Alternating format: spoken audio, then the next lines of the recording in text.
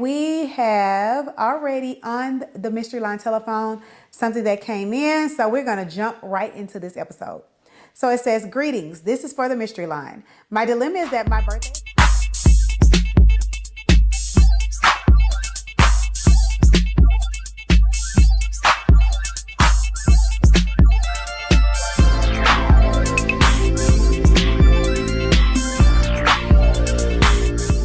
Hey you guys, welcome back to the Mystery Line. This is episode number 16. We moving on up there. I am your host, DJ Kareen, and this is my co-host. Grumps is in the house. And we have already on the Mystery Line telephone something that came in, so we're going to jump right into this episode. So it says, greetings, this is for the Mystery Line. My dilemma is that my birthday is coming up in 2 weeks. I have been living with my boyfriend for the past year along with my 2 boys, aged 15 and 16. I thought we were in a pretty good space until I told him I was planning a weekend birthday trip, and this is a solo trip, and I asked out of respect if the boys could stay at the house until I got back, or if I should make other arrangements. He thought about it and told me I should make other arrangements. Mind you, when we have went out of town before, it was okay for them to stay. Also, I would like to add that he asked me to move in with him. Now, on top of buying a plane ticket for myself, I either have to buy 2 more or drive the kids to the nearest relative, which is in the next state. Either way, I'm spending extra money that feels unnecessary. Am I being selfish for wanting a birthday trip to myself? Actually, it's just a weekend though. I did ask him if he wanted to go, and he told me he needed to work. So far, he hasn't offered any plans if I stayed. I just don't know how to feel right now.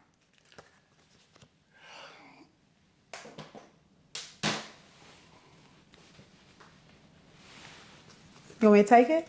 Mm. So, I'm probably let me take myself out of this. Because if I answer for myself, I'm going to say, fuck that man and move along. Because I feel like when you get into a relationship, it comes as a package deal.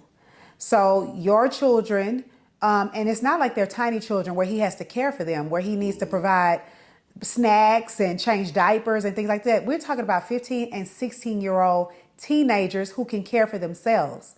The fact that he thought about it and said, find other arrangements would have pissed me off. And that would have put me in a mindset of, I can't be here.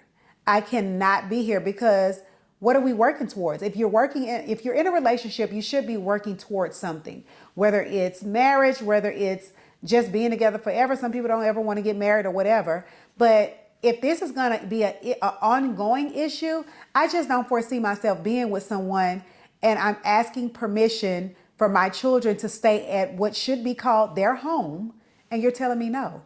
Like, that just don't sit well with me. So the question would be, why would he say that? Is he jealous that she's going on a solo trip? I would say, Does he have a strained relationship with the boys? Why would he say, find somebody else to do it? That's a good question though. How is the relationship with the boys? Does he have a decent relationship with them? Yeah, does he have? Yeah, so many questions. See, when y'all send these text messages in, or y'all sending these messages in, they're so layered with questions because everybody has a different perspective. They may be coming from different ways. Why would he say no? Find somebody else to do it. It's coming across as jealousy. It's coming across so it on the surface it's coming across as jealousy. Yes. Now, if you're gonna be out there if you're gonna be out there drinking Mai Tais, laying on the beach in a bikini, find somebody to watch your and I'm gonna be clocking in, find somebody else to do it. Which is also annoying because these are big boys. They can watch themselves. Exactly. They can watch themselves. So I come from maybe either the relationship is strained or can be strained with those boys, or he's coming off as like hella jealous and don't want you to go on a trip.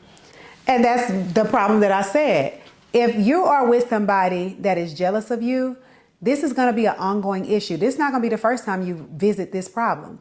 The next time that you want to do something solo and he's at work or whatever, this is going to come up again. So, my philosophy is end things early so you don't have a lot of wasted time with this nigga and go on about your business, because I just cannot foresee myself every time I want to do something. And this is, like I said, supposed to be a place where these boys call home. But you should also, like, I want to know, did you ask him why? True. Did you ask him, like, why can't they stay? You wouldn't even have to ask me. I wouldn't even have to ask him why, baby. I would have been devising my exit plan. Okay, motherfucker, I'm going to fix you. I'll never put myself in a position like this again. That's just how I think now that I'm up in age. I would never give you the opportunity to tell me that my children can't stay at a place where they're supposed to call home. I'm just not going to do it. Yeah. I mean, I get that. I get it. And you asked me to come live with you. You know what I mean? We've been living together a year plus. That's probably another thing, too. Maybe it's been too long. Maybe you don't know how to tell you ready for you to go. He wouldn't have to tell me. Listen. I would have been devising my plan, me and my kids, To be out. to get the hell up out of there. Yeah. You cannot be in a relationship where your mate is jealous of you for whatever reason. Whether it be because people like to vibe with you, whether it be because you have more hair than them, whatever you could cook better than them, whatever the reason may be, a relationship where your mate is jealous of you is not going to work, period. It's not. You're going to always run into, that railroad where it's like, it's going to be a problem somewhere along the lines. There's going to be a problem. And then the person that is most jealous won't have a problem creating a mountain out of a molehill. I mean, that's just what it is. It's true. That's what it is. It's true. So my thing would be, you're not wrong for feeling the way you feel. I'm with Grumps here. I would ask him if you feel comfortable, if you care. Yes. I would ask him, why can't they stay? Yeah, why can't they stay? It's especially if you put forth the effort to include him in your birthday plans and he has to work, why should you, shoot yourself in the foot? And like you said, he hasn't come up with any type of alternative plans. Nothing like that. But here's the thing. Well, he shouldn't be the one that's coming up with an alternative plan anyway. What is he gonna come up with? Dinner and a movie. She want to go lay out on the beach and sip my time. And she should be able to. And it should be a solo trip. And let me ask you another question, and make sure you text in because I want to hear. Have y'all had any issues with infidelity in this year plus that y'all been together?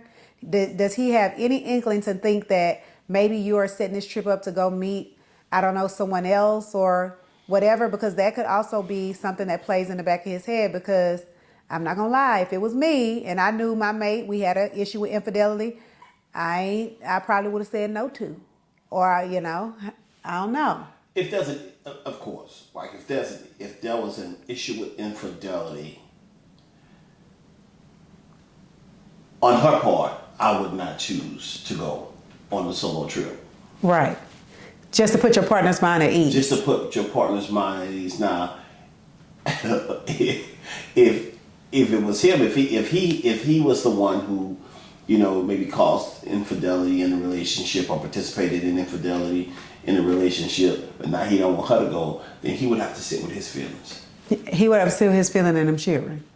And them kids. Do you hear me? Them children be right there at that house. I'll be back. You had already bought a plane ticket. Come on, man. Yeah, I haven't bought my plane ticket for my solo birthday trip yet, but I am. I'm trying to figure out if I want to go to New York, if I want to go to Canada, if I want to go to somewhere my best friend wanted me to go. Some Mexican beach resort thing. Looks really nice, but I'm going out. You going to put on a Speedo? No. I am not. Well, say no to the beach. Go to New York. Go to Canada. I don't know if I really care about the beach. So, yeah, because, I want to go to Niagara Falls. So I think, is it Niagara Falls? I think you can see Buffalo. You can see the falls, and then you can travel over to Canada. See how you get off task? He take these situations. I'm just saying, you said, we talking about a trip. This is not about me. I'm sorry. So it is crazy that we are talking about this particular topic, because our next issue that we're going to discuss is unsupportive mates. So, again, You sent me in a text. probably That so. was it. So unsupportive mates. I'm not for it. Period. Period, Tony. I'm not for it. At the age of 42, unsupportive mates, you don't have any room for it. I don't have any room to groom you to say, I need you to behave this way. I need your support, especially if I'm doing something and pursuing something that I was doing prior to us getting together. And you know this is something that means so much to me, that's near and dear to my heart. And then we get together and it all crumbles. You pretend as if you don't know how important this is to me, and you don't even offer any type of helping hand. I'm not saying that you have to come in as an actual partner into what I'm pursuing, but being a supportive mate goes a long way, especially if I have somebody on the outside who is supporting me more than the person I'm laying next to at night. Then it becomes a huge problem for me. So everything, my thoughts, my attention and everything is going to kind of drift off to that person who supported me, because I don't have that support at home. Like, what type of shit is that? Like, I just don't understand how people feel like they can be in a relationship and, not be supportive of their mate. And not be, I want to say, attentive in a way. And then, just kind of alert of what's going on in that person's life, because it's going on around you. You see it, you feel it. I'm speaking about it, I'm talking about it, you hear it, but it's almost like it goes in one ear and out the other. And then you have to kind of fish for the things that your mate may do, but it's not what you need them to do. Like, I need you to participate in this thing that I'm actually doing, but then they don't participate at all. And you're fishing for, okay, well, what's really holding us together again? Right. So an unsupportive mate especially sets a fire up under my ass when, like I said, you were doing these things that meant so much to you prior to getting into the relationship. And then when y'all get together, it's kind of like, I don't want you to do that anymore. Or you try to deter me from doing something that I was very passionate about. And then you in my business with everything else.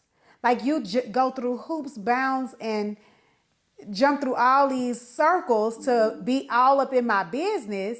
But the thing that really I felt passionate about, you find reasons to tell me why I shouldn't be doing it, to discourage me. Now it aggravates you, or now because you do it so well. For example, I was with a guy.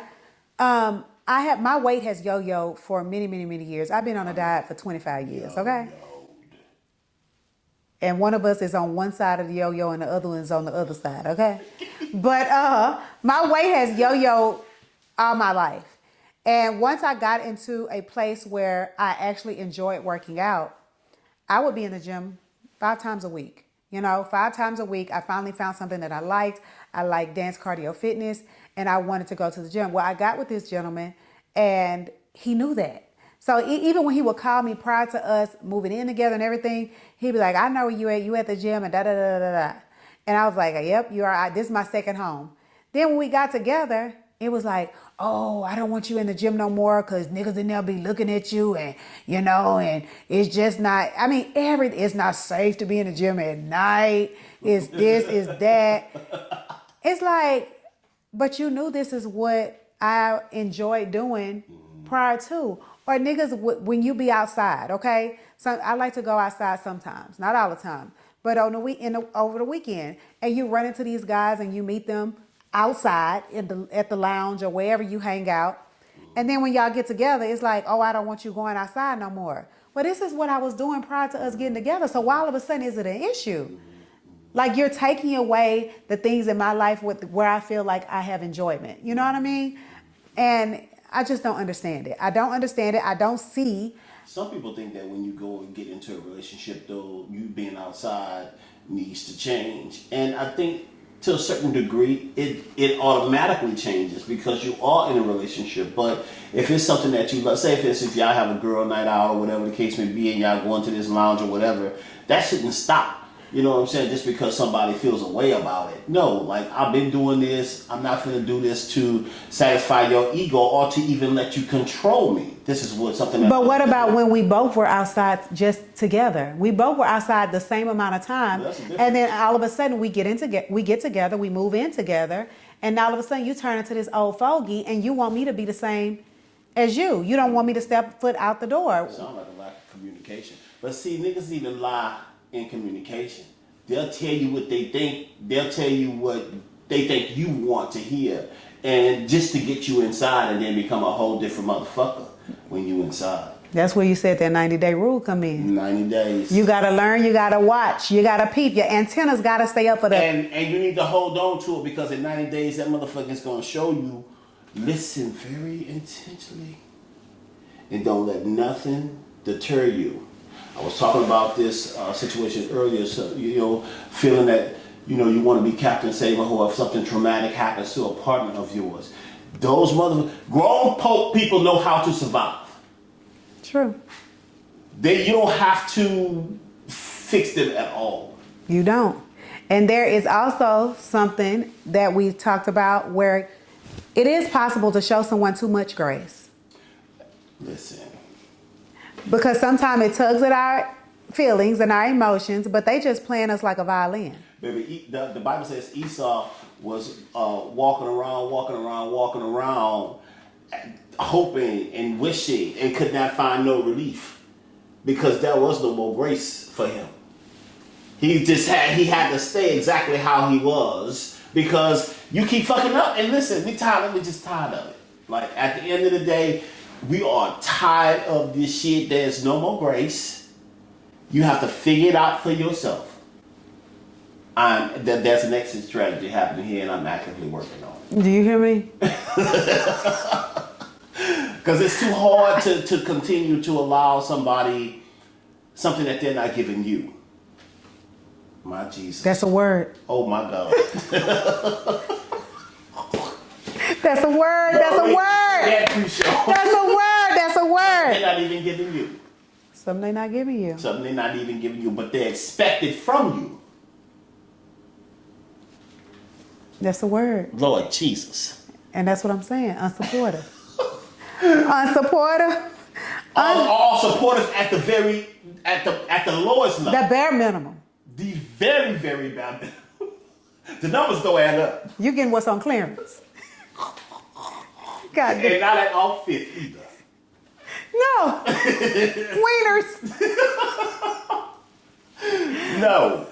You're getting the bare minimum. We have to start, like I said before, we have to start setting ourselves boundaries, guidelines, and we are not going to bend or break on the things that we know we deserve. And abide by that. Like don't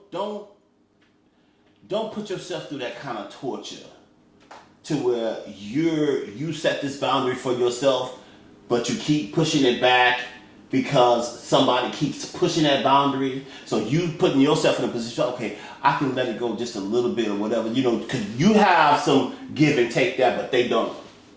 Your boundary is set, and that's where it's at. That's it. That's where it's at. We're not pushing no boundaries. You push my boundaries, I'm pushing my ass out of here. Devising a plan, putting it into action. And putting it in action. And this is when you devise that plan, this is a situation where you don't know, let the left hand know what the right hand is doing. That's right.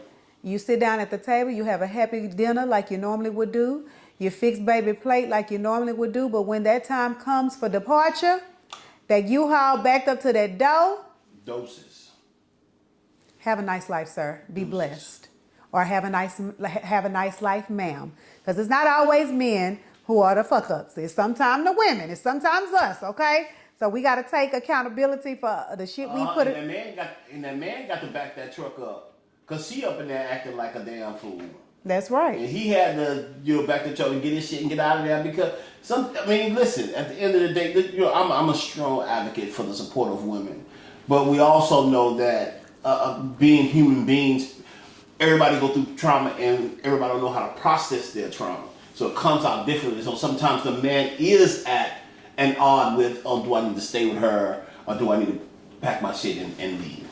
But most of the time, and correct me if I'm wrong, most of the time men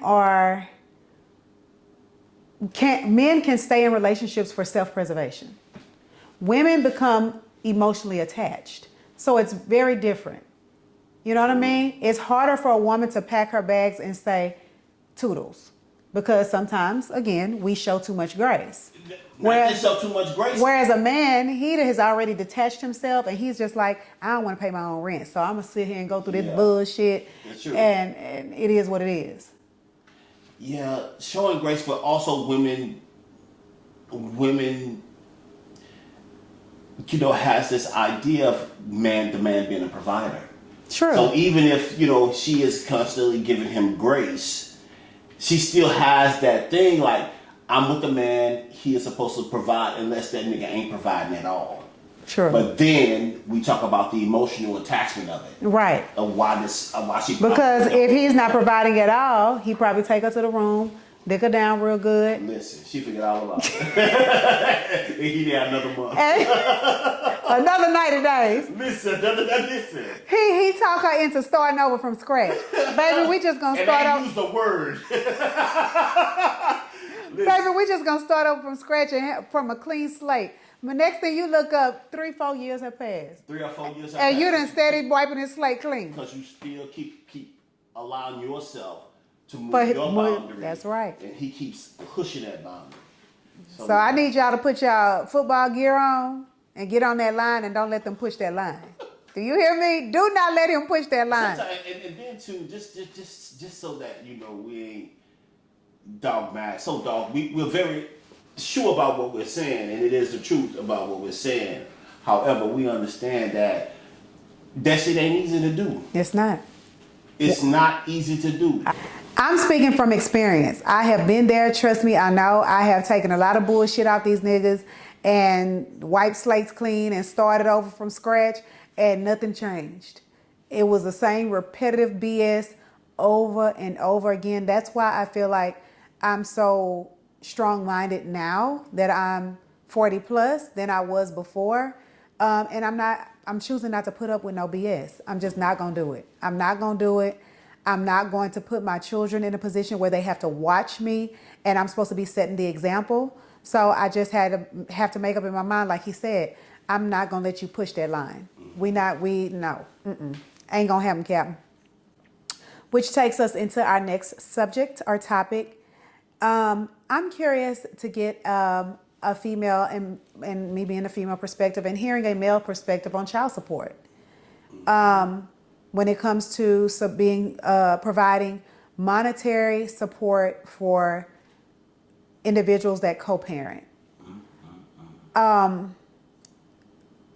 have heard that from a male, I've heard that child support should be provided directly to the child. It should be withdrawn from the mother's account and handed over to the child, opposed to the mother utilizing those funds for like living expenses, because the train of thought is, even if that child was not here, you would still need lights, rent, and all that, food, and all that. So basically, I shouldn't have to pay you for the things. For real? So hold on. I'm for real. Somebody told me this for real. So somebody said to you,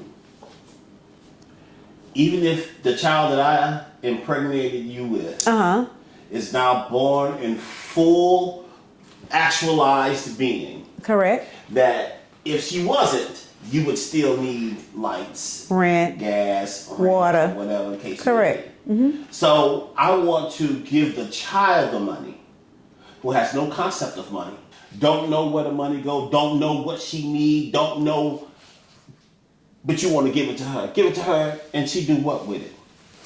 I just feel like when it comes to child support, when you go to court, that court case is between you and that other parent, the custodial parent and the non-custodial parent. So to involve the child in discussing anything pertaining to that case, I feel is out of order. You know what I mean? Because if that's the way the judge intended it to happen, if that's the way the system ran, then that child, the judge will have the child in court to actually go through the court proceedings. No, it's not. The child is not involved in this. So to include a child in any communication that pertains to child support, to me, is out of order. It's just so crazy for me for somebody to say you would have to pay that anyway, which is not untrue. But now I have a child. And not only is she my child, you should want your child also. to have a roof over their head, to have air, Sure. to have water. I'm confused at that logic. I'm hella confused at that logic. And how you can even make that make sense to yourself that would come out of your mouth. So just because she lives with me, you are absent from taking that type of responsibility. Some people think that way. Some people think that way. Some people get angry, and I wholeheartedly feel like, in most cases, not all cases, child support is put into play because of your lack of, because of what you were not doing, because of I'm having to chase you down and ask you every time, although you know that this little human being over here exists. So now I have to find somebody to enforce what you're not doing already, that you know you should be doing. But then you get mad at me. You get mad, yeah. The anger then turns on you because they can no longer live the life that they choose to live. Because it is a choice to live a certain way. True. While your child is going without. True. And you get mad at the system because you want to buck the system. You want to buck the system. It's the craziest. The logic it's not logicking to me. And then the thing with mothers is we have to do what we have to do regardless. In most cases, if the mother is the custodial, the mother is the custodial parent, we don't get days off. We don't get to call in sick. It's so much more than you giving a few dollars here and there, motherfucker. I'm sitting through PTA meetings. I'm going to games. I'm helping with homework. I'm doing science projects. I'm talking about the birds and the bees sometimes with the individual. Now, sometimes you do have a good co-parenting system. I'm not saying this pertains to everybody with a child, but in some of the cases that I've seen, the father or dad or sperm donor, however you want to reference them, thinks that because they're taking money out of their payroll check, that's it. I'm not doing anything else. I've done enough. I'm doing and done enough. And so now that we have kind of covered the child support, and I know that opinions will vary. This is possibly a touchy subject for most. But I'm curious to know, what is your stance on that, whether it be a male perspective or a female perspective, as far as child support? Do you feel like this is an appropriate topic to discuss with the actual child? Do you feel like the funds that are provided or taken from the non-custodial parent should be withdrawn and handed over to the child? What are your feelings behind child support? So yeah, get down in that comment section. Then we'll move into our last topic of the evening, which is side piece attachment. So, Side piece attachment. Episode 15, we did talk about briefly, because this was a pink table talk topic initially, that side pieces are there for, the getaway. They're there to provide you peace. They're there so you don't have to go through the same turmoil that might be happening at home.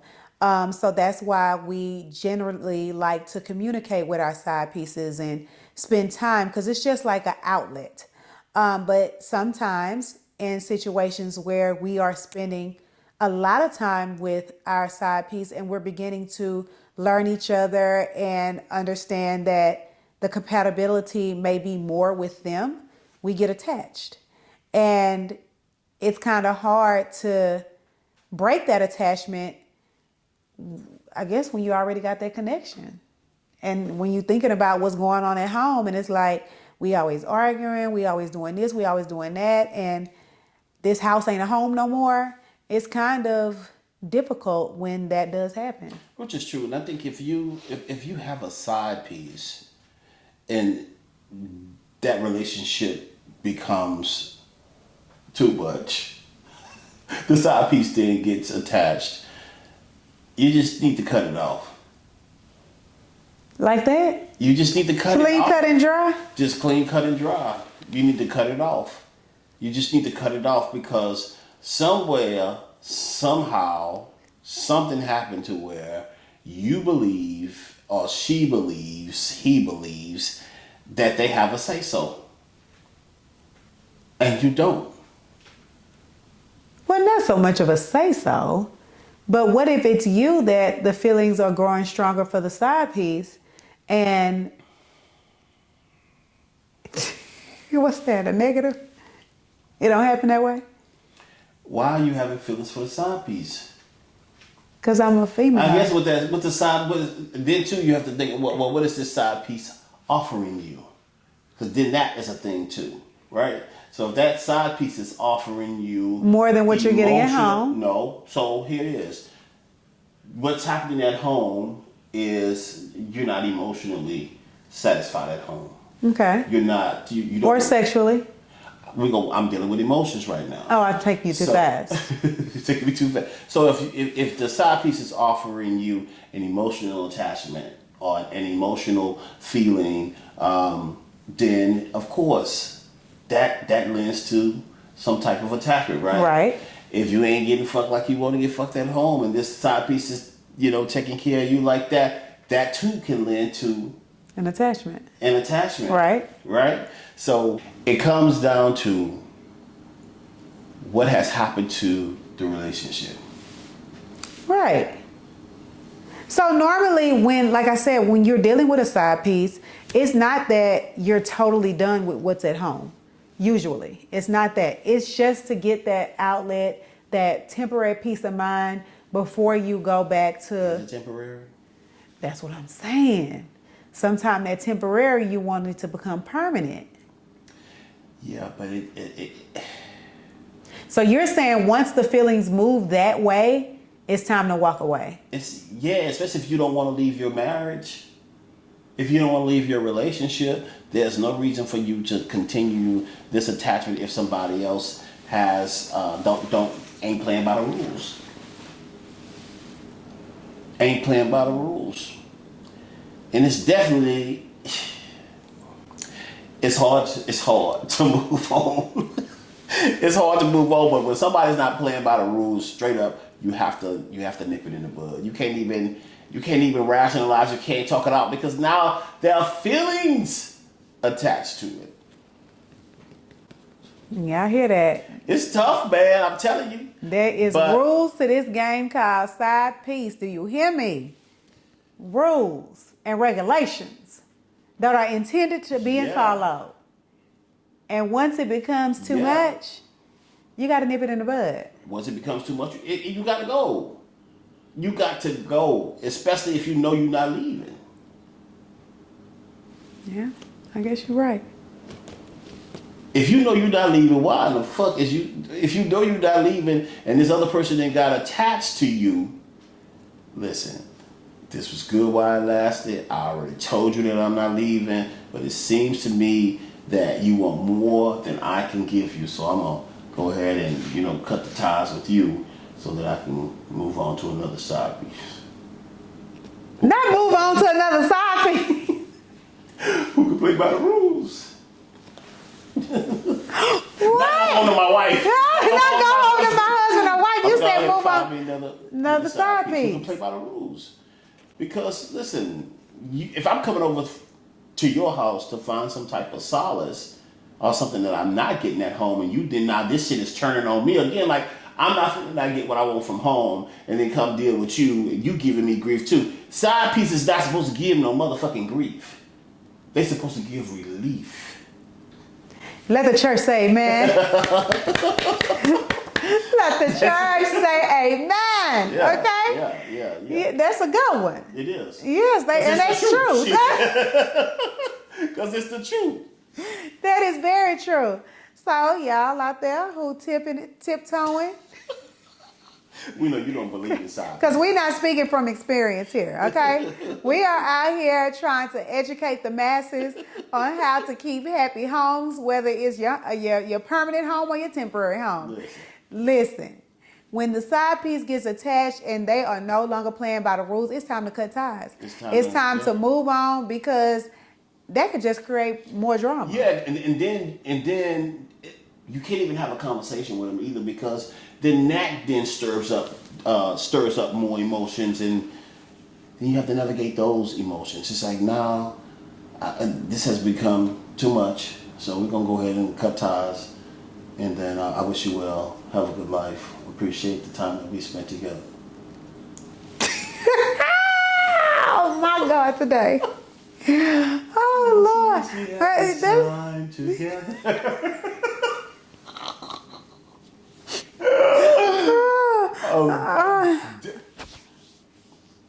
I mean, you said That's nothing to say. I mean, you speaking the truth. That's nothing to say. That is very true. Side pieces don't give grief, they give relief. Say it with us. Relief. Side pieces do not give grief, they give relief. Side pieces do not give grief, they give relief. That's a little bop, okay? Relief and release. No.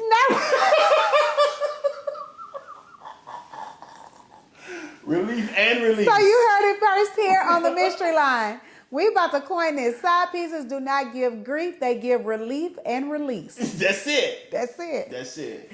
And if you get anything other than that from your side piece, Check it out. cut ties. You need to cut ties. They gotta go. And you move on, in the words of Grumps. Like I said, I'm not speaking from experience.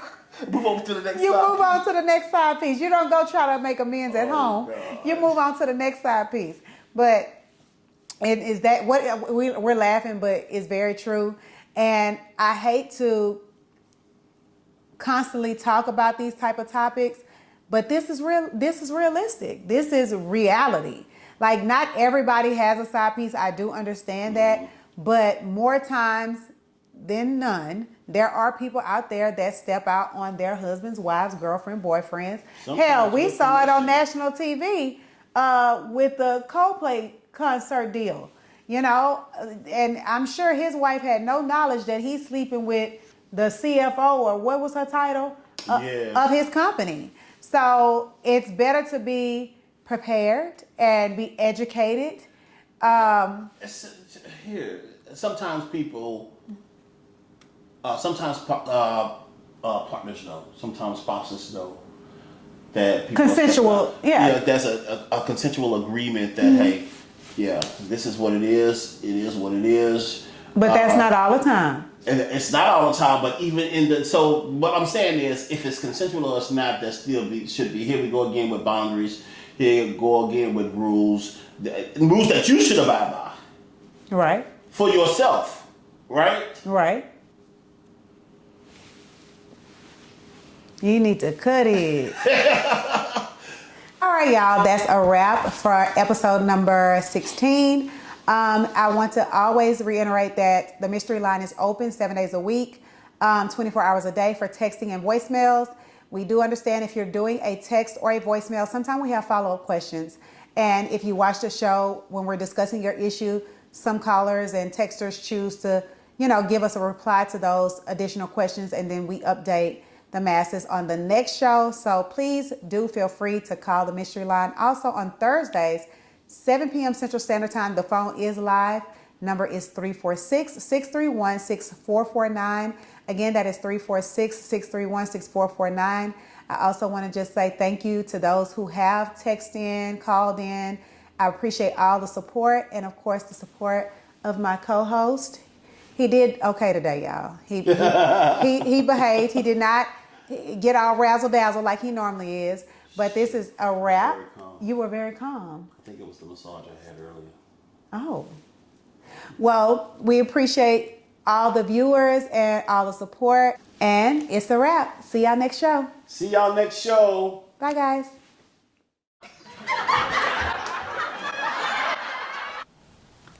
Put that down. Come on. Put that down. I want to get you out of my house. Come on, you. All right. You ready? I'm ready. Is my hat fixed? Don't start asking me about nothing. Is my fixed, hat fixed? because you come in here Is with my hat fixed? Am I cute on camera? I'd rather not answer that. Okay. Put that down. Oh my God. Put it down. Oh my God. Oh, hold on. Let me save it so I can write it later. Stop putting on for social He come over here and use up my electricity and Wi-Fi. No, come on. Oh. Get off my boss.